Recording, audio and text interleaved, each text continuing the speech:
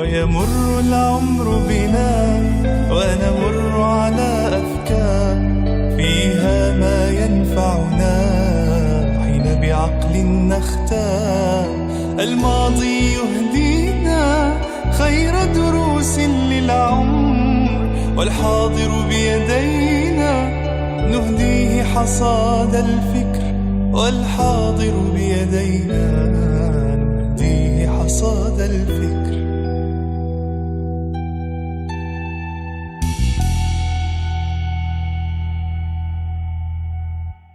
بسم الله الرحمن الرحيم، الحمد لله والصلاة والسلام على رسول الله.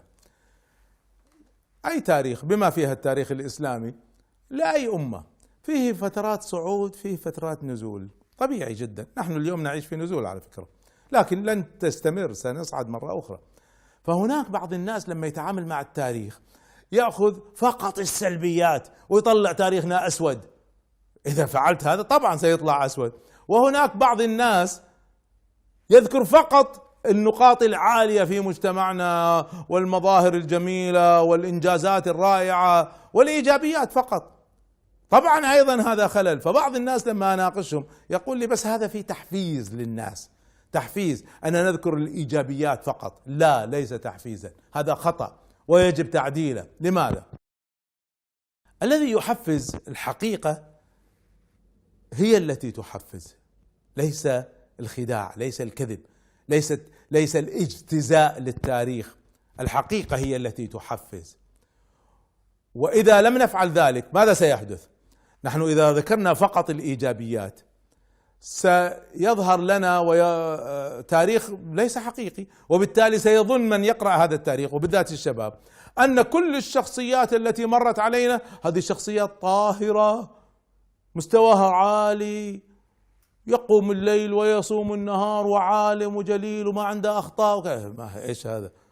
وبالتالي طبعا هذا على فكرة سيؤدي إلى التقديس، سيؤدي إلى تقديسهم. وبالتالي لما يأتي أحد يخطئهم لا ما يمس هذا. وتكلمنا عن قضية التقديس هذه. ما ليش نعرض التاريخ بهذه الطريقة؟ هذا التاريخ غير حقيقي. أيضا على فكرة ستؤدي إلى إحباط، لأن لما نذكر إيجابيات شخص مثلا نذكر فقط إيجابياته، هذا عالم ولا قائد ولا كذا في التاريخ، ماذا سيحدث للشباب الذي يسمع هذا؟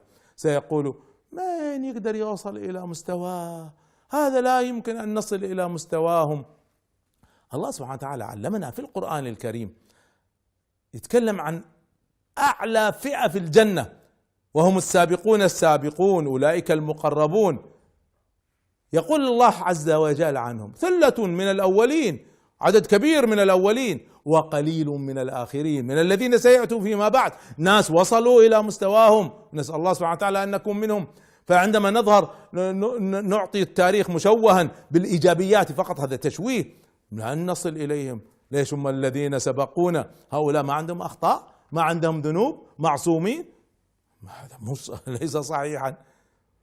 أيضا الذي يعرض الإيجابيات فقط لتاريخنا ماذا سيحدث؟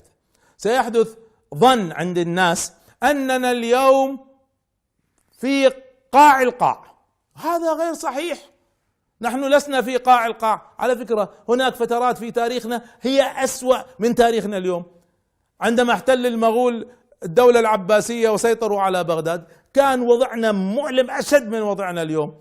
عندما تحكم بنا الصليبيون والخونة الذين تعاونوا مع الصليبيين أشد من وضعنا اليوم.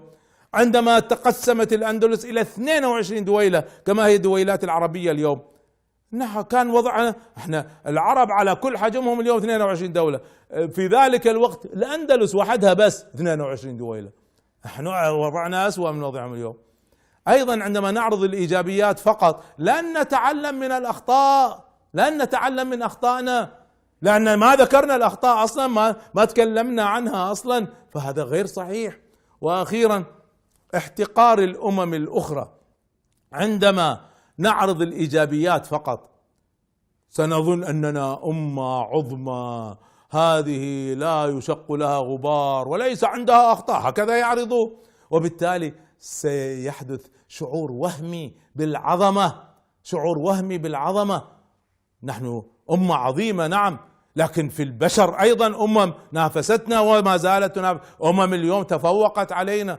فعرض الإيجابيات فقط كله خطأ، وعرض السلبيات فقط كله خطأ، وإنما عرض التاريخ كما هو ومع التفسير. يقول سيد قطب رحمه الله تعالى: التاريخ هو تفسير الحوادث، هو ليس استعراض الحوادث، هو تفسير الحوادث، لماذا حدثت وكيف حدثت وكيف نتجنب أن نقع فيما وقعوا به من أخطاء.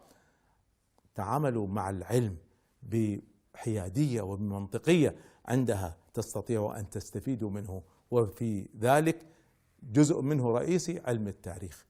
وفقنا الله وإياكم لكل خير.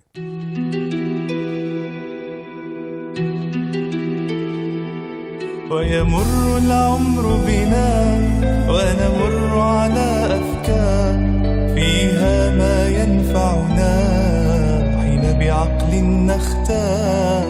الماضي يهدينا خير دروس للعمر، والحاضر بيدينا نهديه حصاد الفكر، والحاضر بيدينا نهديه حصاد الفكر.